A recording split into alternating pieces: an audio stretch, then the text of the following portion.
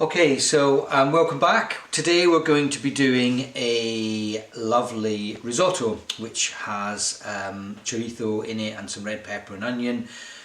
Bit of an effort, but well worth it. As you'll see later on, you've got to I've kind of changed the way that I do risotto in the last month or so, and that's because I watched on a TV programme and they changed the approach, and that I think it's lovely. So a bit of effort but well worth it. Ingredients are number one, an onion.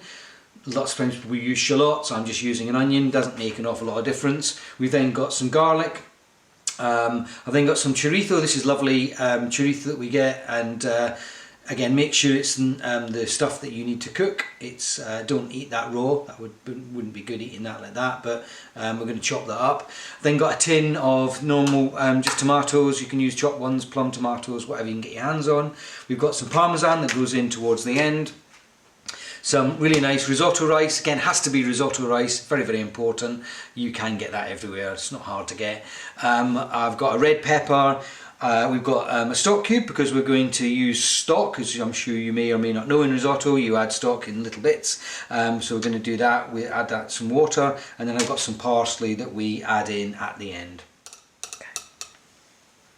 So one of the things I get asked a lot about by people is cutting up onions. Now, I went on a really good knife skills course years ago, and they showed us how to cut up an onion properly, and this is a kind of slightly derived way of that, but I find it quite useful. But you know, I think it's sometimes just useful to point out even the most basic of stuff. So number one, I've just got an onion, I've cut it in half, I've chopped up the other half already. I've got it in half, okay, and what's really important is that you keep this end root part on, because that's going to keep the thing together when you chop it. So a lot of people will just attack it from here. I don't do that. I tend to cut it in half here. Again, I've got a sharp knife, and the reason I do it like that is because I can then very easily just peel back that top layer and throw that piece away. So weirdly, I know it might sound odd, but it just saves a slight few seconds of just taking that outer layer off. I then chop just those little end bits because we're not going to need those. And then what I do is, for risotto, I want really small pieces of onion, okay? So what I'm doing is, as you can see, I'm leaving the root part there, and I'm still keeping that on. And what I'm doing is I'm just chopping down here, as you can see, simple as that. And then I'll go this way, and I'm then left with nice small pieces of onion. And what happens is, when I get right to the kind of end bit, I then just maybe do a couple of little chops there, and then chop that part off, throw that away. Simple as that. So again, you'll see that you can actually, once you start getting into the swing of it, you can then chop onions pretty quickly. Okay. And that's the onions done. Now the other thing I'm going to show you as well, just quickly, is this garlic. Now I've done garlic before, but this requires very, very finely chopped garlic, and there's something here that I was taught a while ago at a cookery school, or same one where we were chopping things, where somebody taught me about basically mashing garlic up. Now you can put it in a crusher, but weirdly we don't seem to have a garlic crusher, so I end up using this method more and more. And what it is, very simple, is to just, with a big knife, just chop it into those little thin pieces again. Again, not chopping the ends of your fingers off, okay?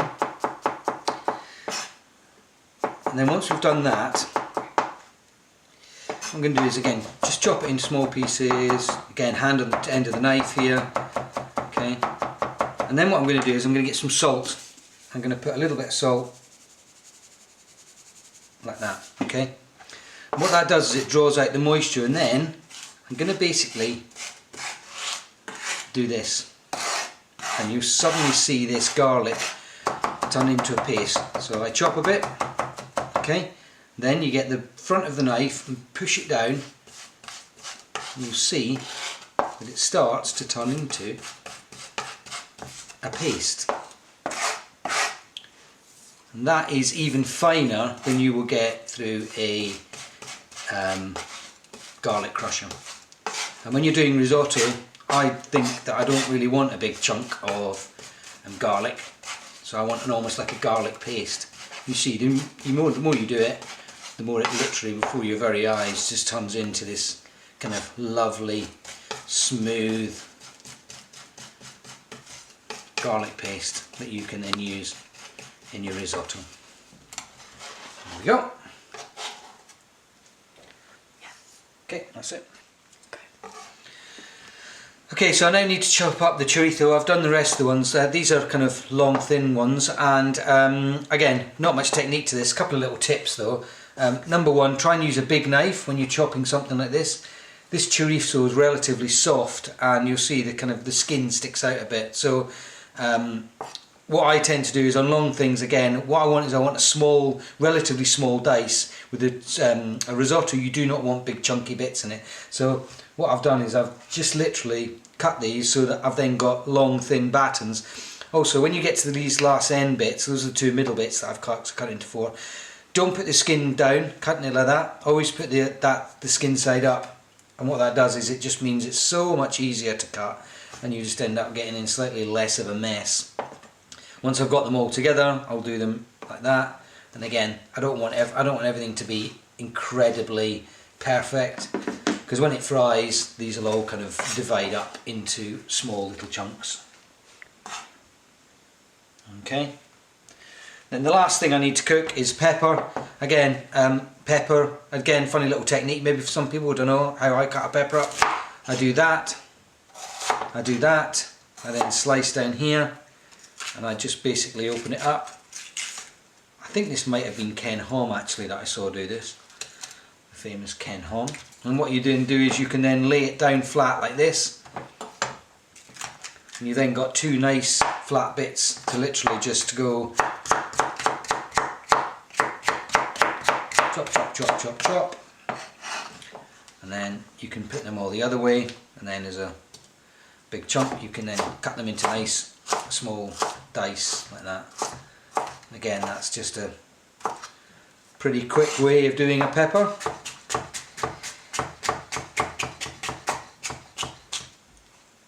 Try not to lose your fingers. And again, you'll see, as long as we've got a relatively similar sized dice. Now lots of people say it doesn't matter what size you cut stuff, it really makes a difference to the flavour.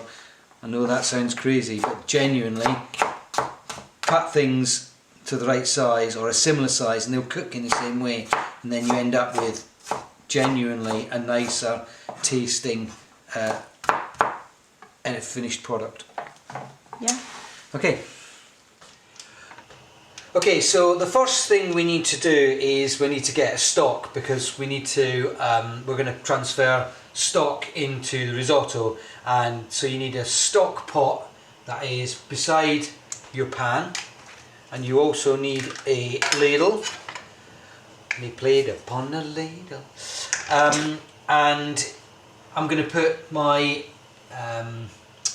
cube, or whatever you want to put my thingy cube in there, and then I'm going to put my plum tomatoes in. Okay. I'm also going to do is get a little bit of water. Get a bit of water in there, shush it around, and put it in. Okay. I'm just going to leave that to then get hot. Okay. In my other pan, you see I've got nothing there, but I've got the heat on already. Okay. Nice good glug of olive oil. Again, you can see that in there. So I've got various things that I need to fry, okay, and the first thing I'm going to put in is the chorizo. And the reason for that is I want that to give up all of its oil, etc. It's going to sizzle when I go in here. Okay. Now I'm just going to put that in for just a couple of minutes beforehand. Now, one other thing that you may be looking at and going, why aren't I cooking this risotto in a frying pan? And there's a reason why I don't cook it in a frying pan, because, as I said before, I watched a TV programme and they had this guy who cooked risottos all of his life, and arguably the best risotto in the world, and he did two things. He cooked it in a pan like this with a big high side so liquid didn't evaporate, and the second thing he did was he cooked it under a fierce heat. And a lot of people cook it under a very low heat and gentle stir it. this isn't how I do risotto. You put it under a high heat, you give it lots of heat from below, and you basically keep working it. You have to, as my friend Justin would say, work it, work it. Simple as that. So you'll see I've just got just frying this up a little bit now. Okay, and this is going to brown. So I'm now I've got a little bit. You see all the lovely red juices coming out there. I haven't put the garlic in yet. I'm putting in the onions next. Okay, and they need to soften. Really important. Okay, because once you start the process of putting kind of liquid in this, it will then change dramatically. It won't be frying, then kind of boiling. So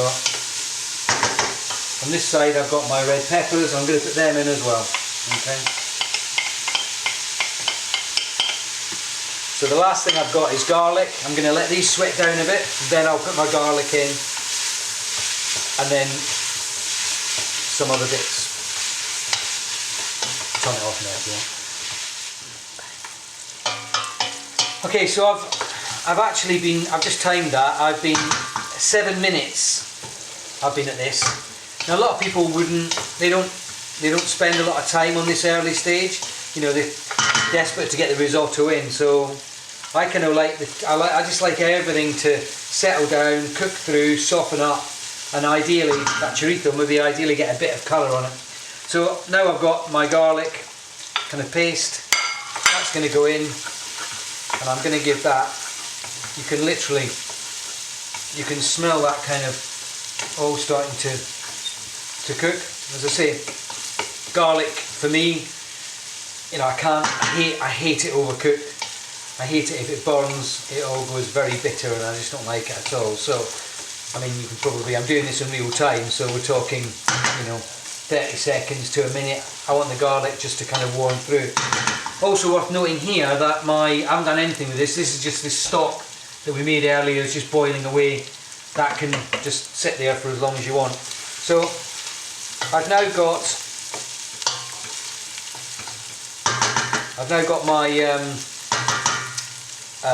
all this stuff boiling away. Now I've got my rice here, which is risotto rice, and I've got a cup.